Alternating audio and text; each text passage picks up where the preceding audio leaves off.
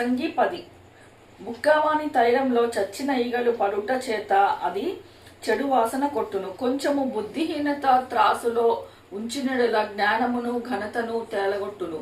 జ్ఞాని యొక్క హృదయము అతని కుడి చేతిని ఆడించును, బుద్ధిహీనుని హృదయము అతని ఎడమ చేతిని ఆడించును. బుద్ధిహీనుడు తన ప్రవర్తను గూర్చి అధైర్యపడి తాను బుద్ధిహీనుడని అందరికీ తెలియచేయును. ఏలువాడు నీ మీద కోపపడినడలా నీ ఉద్యోగం నుండి నీవు తొలగిపోకుము. ఓర్పు గొప్ప ద్రోహ కార్యములు జరగకుండా చేయును.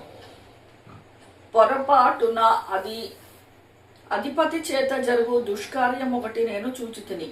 అదేదనగా బుద్ధిహీనులు గొప్ప ఉద్యోగములలో ఉంచబడుటయు, గనులు క్రింద కూల్చుటయు, పనివారు గుర్రముల మీద కూర్చుంటయు, అధిపతులు సేవకుల వలె నేలను నడుచుటను నాకు కనపడెను.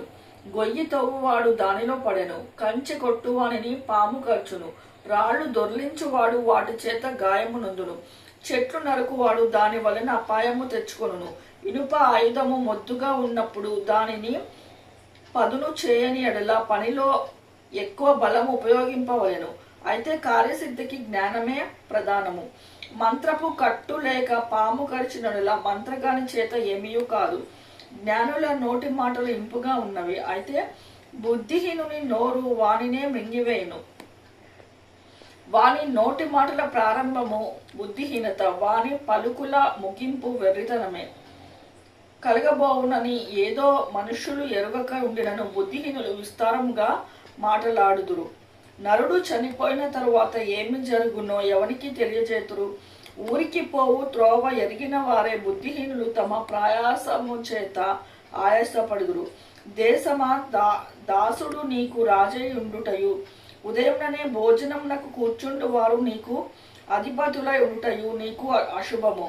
దేశమా నీ రాజు గొప్ప ఇంటి వాడై ఉండుటయు, నీ అధిపతులను మత్తులగుటయు కాక బలమునందుటకై అనుకూల సమయమున భోజనమునకు కూర్చుండు వారై ఉండుటకు నీకు శుభము.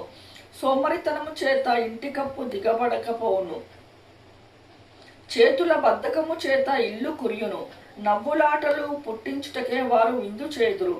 ద్రాక్ష రసపానము వారి ప్రాణమునకు సంతోషకరము, ద్రవ్యము అన్నిటికీ అక్కరకు వచ్చును. నీ మనస్సునందైనను రాజును శపించవద్దు, నీ పడక గదిలోనైనను ఐశ్వర్యవంతులను శపించవద్దు. ఏలైనగా ఆకాశ పక్షులు సమాచారము కొనిపోవును, రెక్కలు కలది సంగతి తెలుపును.